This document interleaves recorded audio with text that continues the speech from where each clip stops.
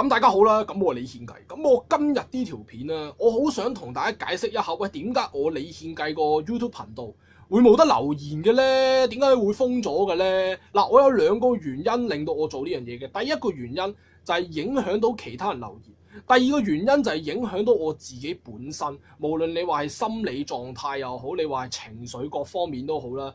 咁再者，你話我係唔會話睇留言嘅，因為如果你話喺 YouTube 留言俾我，正常係俾我睇噶嘛。咁如果假設我唔睇嘅話，咁你即係俾你留言嚟做乜嘢咧？咁啊俾其他人睇咯。咁唯有咁啊啱啱會講喂咩影響到其他人或者影響到你啊？咁就一定會發生咗啲狀況，我先會咁講啦。咁冇錯嘅，係發生咗啲狀況嘅，而且個情況都幾嚴重，去到嚴峻嘅階段。咁啊略同大家解釋一下，或者略同大家講解下啦。嗱，喺半年前開始啦，咁啊有一班網絡打手，我會認為佢哋係職業打手，佢哋嘅工作最終嘅目的就係要令到李獻計喺呢個 YouTube 界消失，佢哋要令到李獻計唔再拍片，就係咁簡單。佢哋嘅呢個係佢哋嘅最終目的。咁究竟佢哋開留言嗰陣時候會做啲咩行為咧？嗱，第一個行為就係洗版，都成日都會經常會見到噶啦。咁又有咩出奇咧？第二個嘅行動就係負評，咁啊都好閒啦，其實都冇乜嘢啊。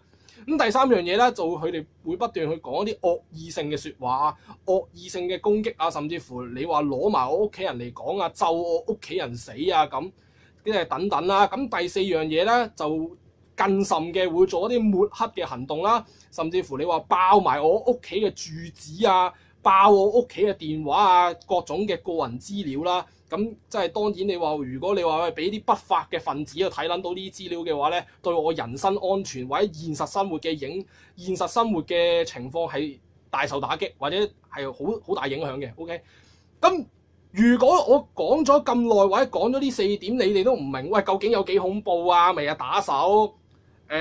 我用一個例子，大家應該就會明白。梁頌恆同埋游蕙禎嗰個 Facebook 專頁，我唔知大家有冇睇過。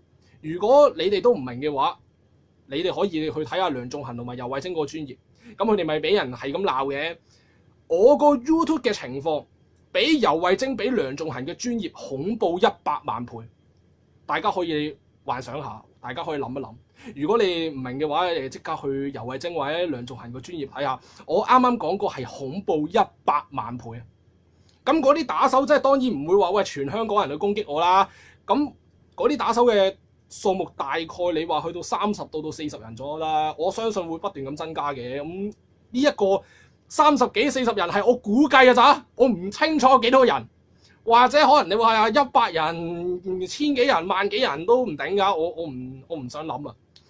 咁究竟你話喂呢一班打手造成嘅影響會造成啲咩影響咧？第一個影響就係令到其他有心想留言嘅人，或者其他支持李獻計本身嘅人，佢唔夠膽留言。喂，大佬，你真係個情況亂到咁樣，真係點樣？或者你話喺呢個 YouTube 一打一句喂支持李獻計，即刻就會俾10幾個打手圍攻，咁搞到其他人都唔敢留言。咁咪呢一樣嘢咪就係我啱啱嘅原因。第一個原因就係影響到其他人留言咯。咁第二個嘅影響，打手嘅影響係啲咩影響咧？就係本人嘅心情或者心理狀態都會瞬間差咗好多。咁啊，影響到我自己拍片嗰個情緒。咁啊，第三樣嘢咧，喂，其實我最後一樣嘢好想講嘅就係，喂，前面有100萬大軍喺你個城門路面前係咁樣打，狂軍狂攻，瘋狂猛攻你嗰個城池，唔撚空你打開個城門，中門大開俾人任入嚟啊！咁梗係老實講，我啊梗係緊閉城門㗎啦，啱唔啱啊？我梗係屌你咩固守城池啦！咁我封留言嘅原因就大致上係咁啊，即係大家，我唔知大家明唔明白，或者理唔理解我點解會咁樣做。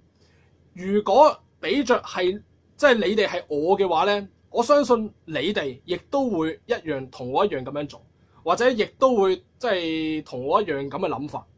咁所以呢條片咧就略講到呢一度啦。咁多謝大家。